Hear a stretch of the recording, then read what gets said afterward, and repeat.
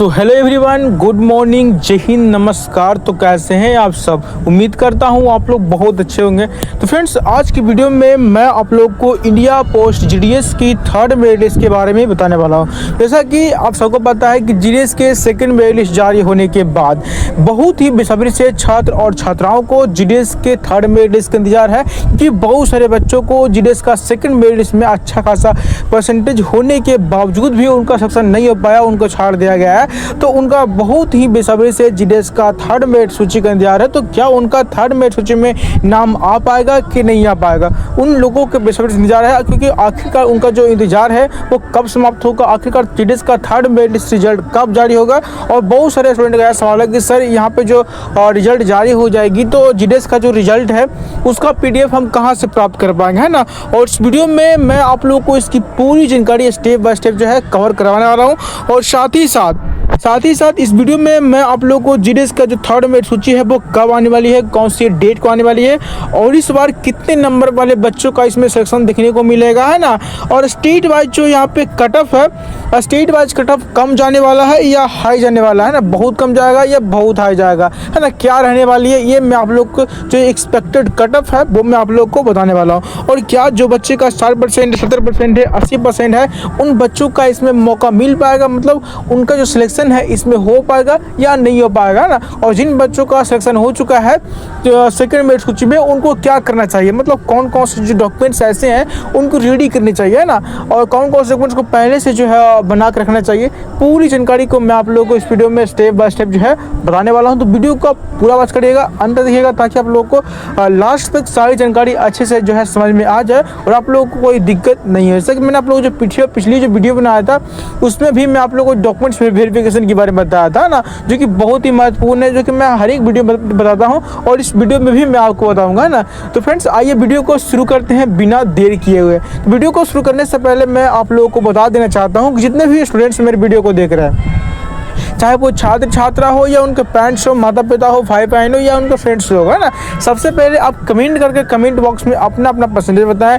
यदि आप भारतीय डाक विभाग में अपना फॉर्म भरे हैं और यदि आपका सिलेक्शन अभी तक किसी भी मेरिट लिस्ट में नहीं हुआ हो, चाहे वो फर्स्ट मेरिट लिस्ट हो चाहे वो सेकंड मेरिट लिस्ट हो, अभी तक आपका सिलेक्शन किसी भी मेरिट सूची में देखने को नहीं मिला या नहीं हुआ है, यदि आप थर्ड मेरिट लिस्ट का वेट करें तो कमेंट करके अपना अपना जो परसेंटेज है, अपना परसेंटेज, अपना जो कैटेगरी और सर्कल और डिवीजन, ये चार से आपको कमेंट कर बताना है, ताकि मैं आप लोगों को बता सकूं और कि आपका जो सिलेक्शन है इस आने वाली थर्ड मेरिट लिस्ट में हो पाएगा कि नहीं, और आपका कितना परसेंट जो कट ऑफ है वो यहाँ पे जाने वाला है, ना।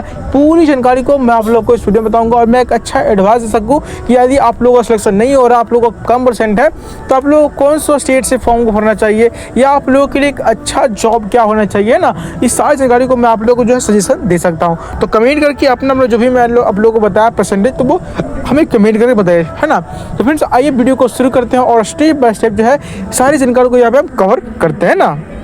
तो फ्रेंड्स, सबसे पहले मैं आप लोगों को बताना चाहूँगा डॉक्यूमेंट्स वेरिफिकेशन के बारे में, क्योंकि मैं ऐसा इसलिए पहले सबसे पहले डॉक्यूमेंट्स वेरिफिकेशन की बात बता रहा हूँ, क्योंकि बहुत सारे बच्चों का सेकंड मेरिट लिस्ट में सिलेक्शन हो चुका है या बहुत सारे बच्चों को सेकंड जो फर्स्ट मेरिट लिस्ट में डॉक्यूमेंट्स की वजह से छाट दिया गया था, और उन बच्चों को इसकी वजह से जो है आगे ना छाटा जाए, इसीलिए उनको पहले से जो है प्रिपेयर्ड रहना चाहिए। ये डॉक्यूमेंट्स ऐसी चीज़ है जो कि आपको जो है कुछ डॉक्यूमेंट्स ऐसे जो कि आप लोग करेंट जो है बनवानी पड़ती है और वो तुरंत के तुरंत नहीं बनता। जैसे मान लीजिए जाति, आवासीय आय, है ना, यदि आप सोचें कि तुरंत के तुरंत बन जाए, है ना, तो वो संभव नहीं है, ना।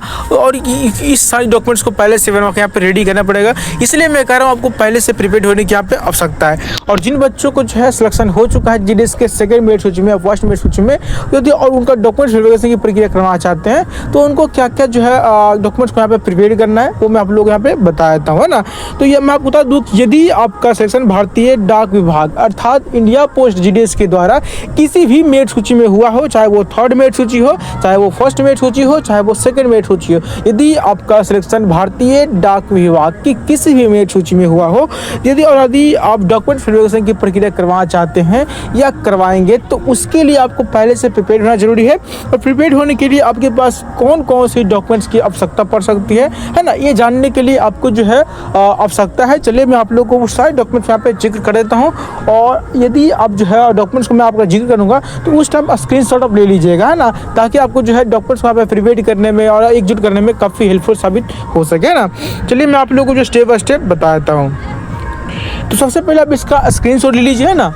आई होप कि आप स्क्रीनशॉट ले लिए होंगे। चलिए मैं आपको जो है सारे डॉक्यूमेंट्स यहाँ पे जिक्र कर देता हूँ। तो यहाँ सबसे पहला जो है वो है Aadhaar card, mobile number, email ID. और मोबाइल नंबर, ईमेल आईडी आपको वही रखना है जो कि आप फॉर्म भरते समय रजिस्टर किया। मैं इस पर जोर इसलिए दे रहा हूँ क्योंकि जब आपका सिलेक्शन हो जाएगा तो आपका जो मैसेज है, सिलेक्शन का जो मैसेज है, सिलेक्शन मैसेज आपका फ़ोन नंबर या ईमेल दोनों में से किसी एक पर ही आएगा। इसीलिए आपको जो रजिस्टर किए हैं फॉर्म भरना, आपको वही दोनों जो है ओपन रखना बहुत यहाँ पे नेसेसरी है, ज़रूरी है, इम्पोर्टेंट है। इसके बाद बैंक का पासबुक, पासपोर्ट साइज फ़ोटो और पैन कार्ड, है ना। ये सारे डॉक्यूमेंट्स को आपके साथ पास होना चाहिए, है ना। यदि बहुत से बच्चे ऐसे होते हैं जिनके पास पैन कार्ड नहीं होता, तो यदि आपके पास पैन कार्ड नहीं है तो हमारा मानना है कि आपको पैन कार्ड बनवा लेना चाहिए, क्योंकि और ऐसे भी ये सारे डॉक्यूमेंट सिर्फ वहाँ ही काम नहीं आएगा बल्कि और भी काफ़ी सारी जगहों पे काम आएगा। जबकि अब जो है दूसरे वैकेंसी के फॉर्म को अप्लाई करेंगे और आपको जो है सिलेक्शन हो जाएगा, डॉक्यूमेंट वेरिफिकेशन करवाने के लिए होगा, फॉर्म भरने में, अप्लाई करने में आपको वो सारी डॉक्यूमेंट्स का काम आ सकता है। तो आप पहले से जो है प्रिपेयर डॉक्यूमेंट्स को आप कर लीजिए, नहीं है तो बनवा लीजिए, है ना। आई होप कि इस सारे जो डॉक्यूमेंट्स है जिसका मैंने अभी जिक्र किया ये आप लोगों के पास होगा ही, है ना। अब चलिए मैं जो है नेक्स्ट डॉक्यूमेंट यहाँ पे नेक्स्ट डॉक्यूमेंट की बात करता हूँ और वो मैं आप लोगों को जो है कवर करवा देता हूँ, है ना। तो नेक्स्ट जो डॉक्यूमेंट्स है वो है पहचान पत्र। अब इसका स्क्रीनशॉट ले लीजिए।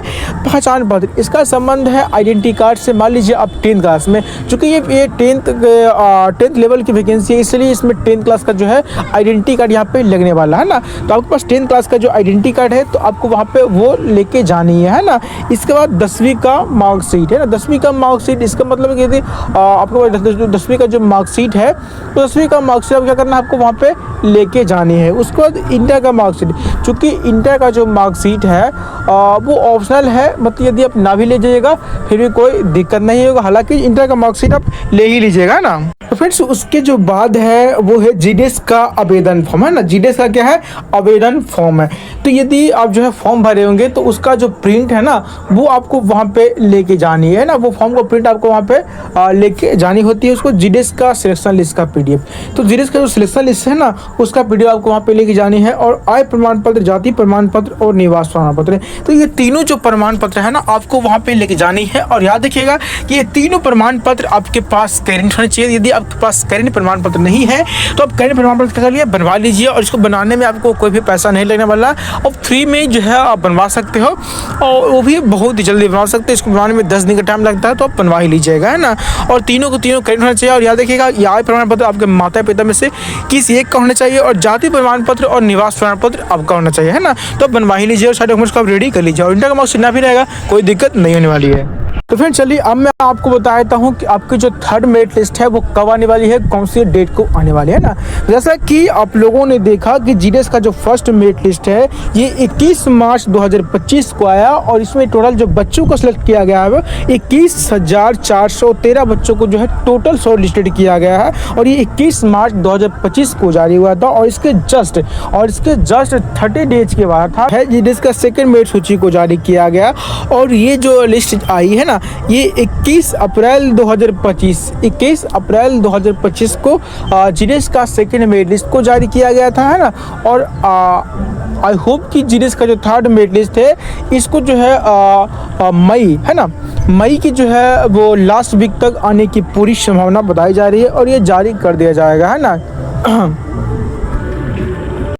तो फ्रेंड्स आई होप कि आपको समझ में आ गया होगा। चलिए अब मैं बात करता हूँ कट ऑफ की, कि आपकी जो कट ऑफ है ना वो स्टेट वाइज या कैटेगरी वाइज कट ऑफ क्या रहने वाली है। चलिए मैं आप लोग को वो बता देता हूँ, है ना। जैसा कि आप यहाँ पे देख रहे हैं कि यहाँ पे जो भी है कैटेगरी वाइज जो कट ऑफ है वो यहाँ पे अलग अलग जाती है ना। यहाँ पे डिपेंड करता है कि आप कौन से कैटेगरी से यहाँ पे डिपेंड आ रहे हैं ना। उसके बाद मैं बात करूँ यूर कैटेगरी का, तो यूर कैटेगरी का जो कट ऑफ है वो 90 to 100 रहने वाली है। इस बार की मैं बात कर रहा हूँ थर्ड मेरिट लिस्ट की। इसके बाद जो ओबीसी कट ऑफ की बात करें तो इसका भी कट ऑफ जो है 86 to 100 रहने वाली है। उसकी इसी प्रकार SC ST वालों का जो कट ऑफ है वो 85 to 100 यहाँ पे रहने वाले है ना। PWD वाले का जो कट ऑफ है वो यहाँ पे 50 to 100 यहाँ पे रहने वाले। तो जिन बच्चों का सबसे ज़्यादा जो फ़ायदा होता है वो PWD वाले लोगों का होता है। क्योंकि जो बच्चे PWD से आते हैं, जो विकलांग है, हैंडीकैप है, तो उन बच्चों का क्या है ना कि बहुत ही कम परसेंट पे जो सिलेक्शन है वो देखने को मिलता है। तो यदि आप भी PWD वाले हैं, विकलांग हैं, तो आपका भी कम परसेंट पे सिलेक्शन देखने को मिला होगा, और यदि अभी तक नहीं हुआ है तो हो जाएगा, है ना। कि इसमें ज़्यादातर बच्चों को, ज़्यादातर उन्हीं बच्चों को मौका दिया जाता है जो कि इनका कम परसेंट है और जो PWD से आते हैं, है ना। और इसमें हाई कैटेगरी वाले जो बच्चे होते हैं, जैसे जिनका मतलब कि अच्छा सा परसेंटेज भी होता है और वो हाई कैटेगरी से होते हैं, तो उनका सिलेक्शन नहीं हो पाता, है ना। और इसमें से कुछ सेट्स ऐसे हैं जिसका जो कम परसेंट वाले जो है बच्चे का यहाँ सिलेक्शन होता है, किंतु वो डिपेंड करता है सर्कल पर कि आप कौन से सर्कल से जो है फॉर्म को अप्लाई यहाँ पे किए, है ना। तो फ्रेंड्स, आई होप कि आपको समझ में आ गया होगा, है ना। तो फ्रेंड्स, वीडियो कैसी लगी कमेंट करके जरूर बताइएगा। और जैसा कि मैंने आप लोगों को पहले बता चुका हूँ कि अपना जो परसेंटेज है वो बताना है ना। और यदि आप जो है ऐसे ही लेटेस्ट अपडेट को प्राप्त करना चाहते हैं तो इस चैनल को सब्सक्राइब करें, और वीडियो अच्छी लगी हो तो वीडियो को प्यार सा लाइक कर। तो मिलते हैं ऐसे न्यू वीडियो में न्यू लेटेस्ट अपडेट के साथ। तब तक के लिए धन्यवाद। जय हिंद दोस्तों।